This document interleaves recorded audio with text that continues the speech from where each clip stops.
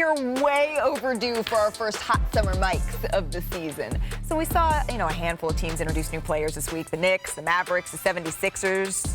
But we're going to start in New Orleans as we welcome our reporter covering the Warriors, Kendra Andrews. On Thursdays, we wear pink. Absolutely. Let's start, though, down in the Big Easy. Dejounte Murray was introduced. He spoke to reporters with Zion Williamson sitting in the front row.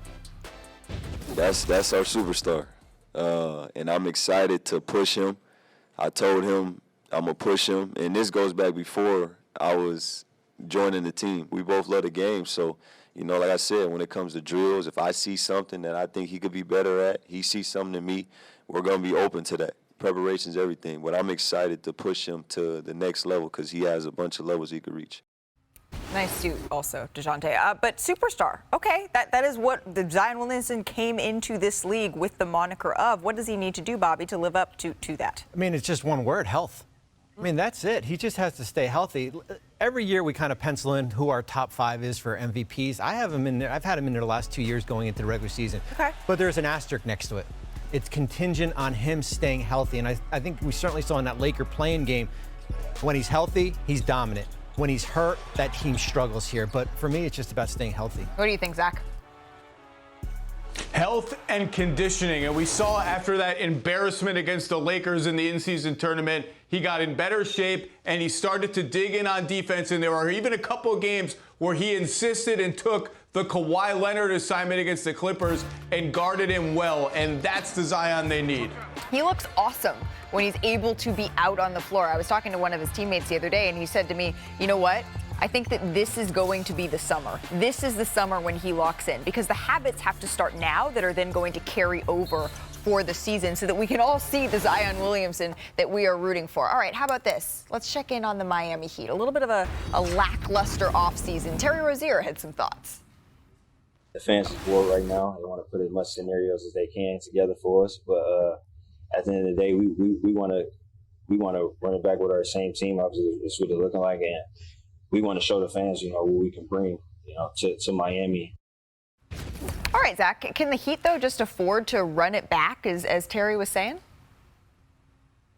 I don't know what other choice they have right now, but the walls are starting to close in on the Heat. Jimmy Butler's a year older. He's in the last year of his contract. We don't know what happens there. Caleb Martin's departure is a huge loss for them. He just filled out so many of their lineups, and the top of the East is better. Look, Terry Rozier is right. We barely got to see this team play together healthy after they traded for him, but it's an uphill climb now. This team has finished 6th or worse in the East 3 out of the last 4 years. I don't know why we should expect a great regular season from them, and it's just hard to come from the bottom every year in the playoffs. Right.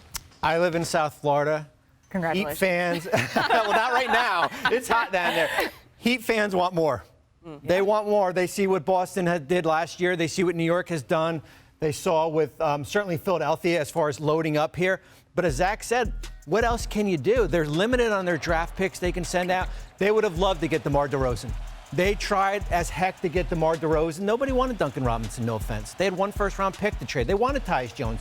They couldn't make a deal here. So they're basically it's about fringe moves as far as what they can do. Yeah, I mean, that comes down to it, right? What can you do? What teams can you work with in order to make a move? And as you look around the entire association, Eastern Conference, Western Conference, as other teams, especially atop of those conferences, keep getting better, what can those middle-of-the-pack teams do? Right. Options are limited. Well, yeah, for Miami, really, the options are limited. And it's kind of funny because we always say, don't bet against the Heat. You can't bet against Eric Spoelstra, Jimmy Butler, the performances we saw him put in the bubble. But it feels like some of that magic, at least, is starting to run out, particularly as the conference is just getting better around them. But I would put health in there, too. Yeah. Right. As Terry Rozier said, if they can get that core, Tyler Hero, Bam Adebayo, Jimmy Butler, Terry, all healthy at the same time, that's something we didn't get to see a whole lot of last season. All right, next, the San Antonio Spurs. They introduced Chris Paul ahead of his 20th NBA season. Here's what he had to say.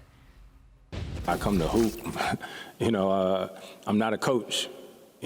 So there's definitely things to be learned and all that stuff. But I come in, obviously, with a lot of knowledge from on-the-job training, but I also come in trying to learn from these guys. That's probably been the coolest thing about my career.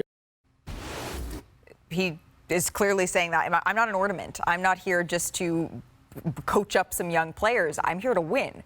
But the Spurs, they were one of the bottom dwellers in a tough Western Conference last year. Kendra, how many games can they realistically expect to win? Well, what, they won 22 games, I think, last season. I think they're going to win in the upper 30s. They can get into 40-something win, but I don't think you're going to see them break 50. That's hard to do because they did struggle so much. But look, when I look at Chris Paul joining the Spurs, and I covered him last season when he was in Golden State, he says he's not there to be a coach, and he's not, but he is going to be a mentor. Something I observed with him with the Warriors' younger players last season, and you don't see this a lot in the NBA, more so in college.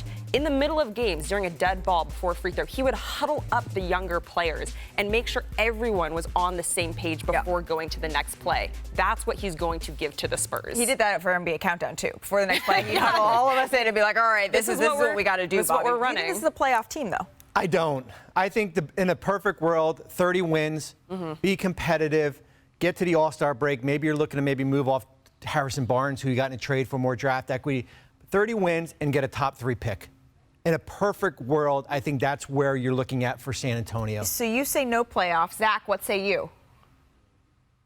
In a perfect world, I'll bet Bobby right now over under 30.5 wins. I'll take the over. Winner gets a steak dinner and a nice bottle of wine on the loser. I think we're going to get to April 1st, and the Spurs are going to be in the play-in race, holding on, and maybe trying to sneak into at least the play-in tournament. I think this could be a 500 team because that kid, Victor Wembanyama, is ready. He's that good, and it's just hard to lose a lot of games when you got a player that good. It took a lot of work for them to win 22 games last year, and they've improved the roster. Let's go for it. Win some games.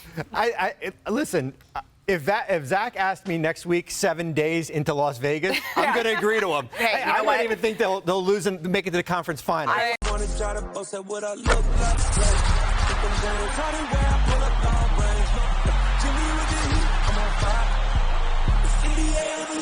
NBA